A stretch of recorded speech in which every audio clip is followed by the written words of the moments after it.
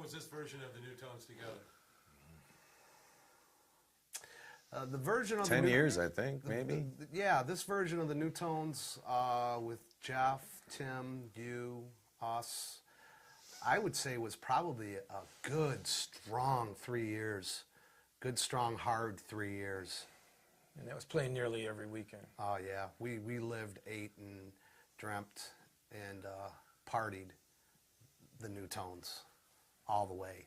It was all the way to the highway. Yeah. Spectacular. We lived it. It was, there wasn't a break on that car. What were your fondest memories? You notice everyone's silent because I don't know that there are any memories. No, I'm just kidding.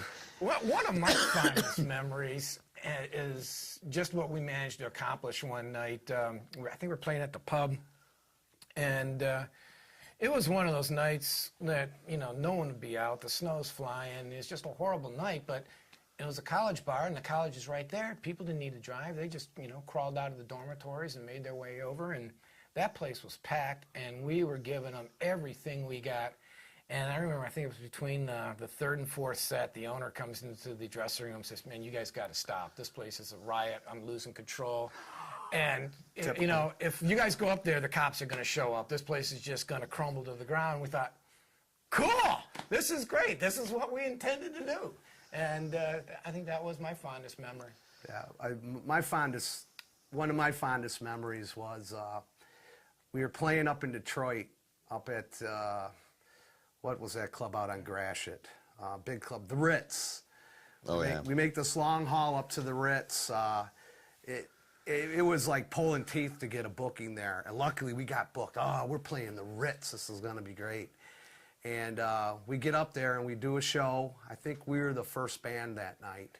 So, of course, being the first band, you're playing basically to a somewhat of a sparse crowd, but yet they're getting into it. And we gave them one heck of a show. And I remember we were done, and I'm packing up my drums, and all of a sudden I hear, "Hey, Sluggo," my nickname. I turn around, I look up, and there's two of my favorite rock and roll stars, Mike Skill and Wally Palmer from the Romantics, came out to the Ritz to see us play. Because I remember weeks ago in passing, talking to them, letting them know we were going to play. They showed up and came out and seen our show. And soon after that, we actually went out and did a couple of shows with the band. So it was a really good, fond memory. I remember that. That was great. There's a lot of course, you know, a lot of different memories that you have from then. And I don't know if I have any particular fond ones other than just, you know, having the opportunity to get out there and be in front of a crowd that was just going nuts like that. Being floated across the crowd, you know, on their hands at the pub was pretty cool. And, you know, the packed dance floor at the Cypress, and just even like when we, you know, first got started, you know, I mean, there's just a lot of good memories. So I don't know that I have any one in particular. It's so hard because, like you say, Dave, they were just...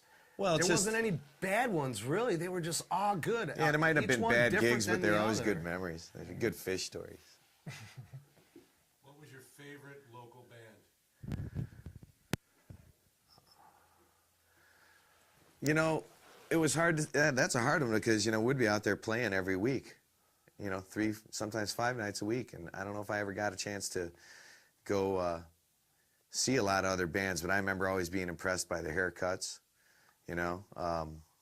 That was a show. And at the Cypress, going to see the London Boys was a kick, you know. So I don't know that, like I say, because I was working all the time, that I had any particular favorites. That is a hard one, Dave, because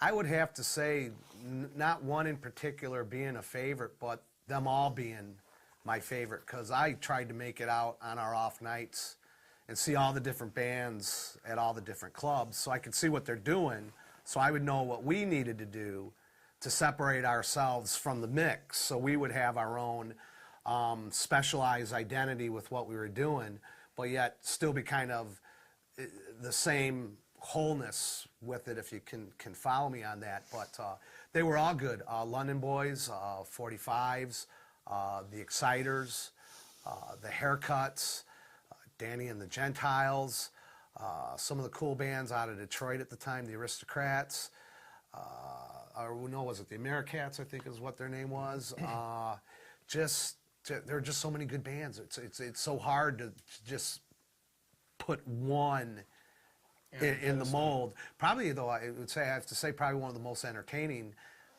of course, would be the London Boys. That would be the No, the Exciters, man. I like the one they waved. yeah, they had the nice little wave, Johnny and Hey, Johnny, Steve and them. But you know, Stevie, you had the attitude. You had the attitude of the London Boys, and Yeah.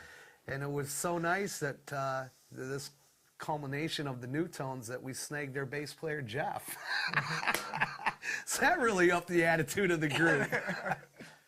Well, you talked about the scene. The other thing we always did, the rare times we did have a night off, was fortunately the proximity to many of those clubs was pretty close. So we could go out and hit 3-4 clubs in a night. Granted, you run in, see a set, grab a beer, but 10 minutes later you're down the street at the next club, checking out the next band, and that was always a hoot, just getting a real nice mix of a number of bands in one one night. Oh yeah, easily. You could easily get a whole night's worth of entertainment, Vegas style, in one evening. And cheap. And cheap. Oh too. yeah, and real cheap. Still making as much money as I did back then. You're in the wrong business, boy. Should be in real estate.